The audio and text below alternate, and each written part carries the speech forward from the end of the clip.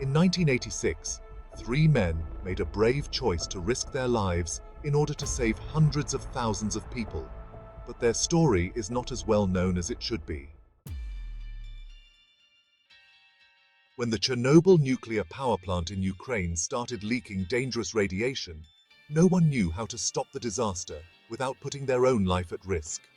To make matters worse, the plant was on the verge of a massive explosion.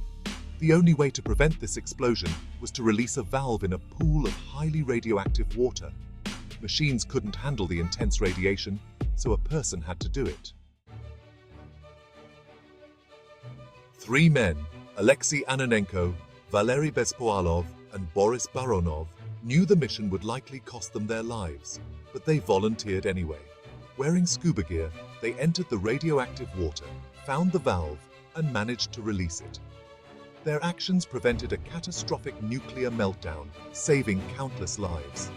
These men became known as the Chernobyl Suicide Squad. It was widely believed that they died after their mission, but surprisingly, all three survived. However, the Chernobyl disaster did claim thousands of lives among those who helped with the emergency response and cleanup. It's estimated that around 60,000 people from Ukraine, Russia, and Belarus died due to radiation exposure. Many of them knew the risks, but chose to help anyway. Scientists are still amazed by people who can ignore the instinct to protect themselves. Our natural response is to survive, but true heroes seem to overcome that inner voice, telling them to stay safe.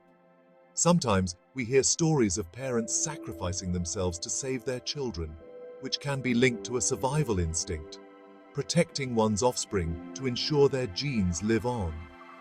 But in the case of Chernobyl, many people might have simply fled the scene with their loved ones to avoid the danger.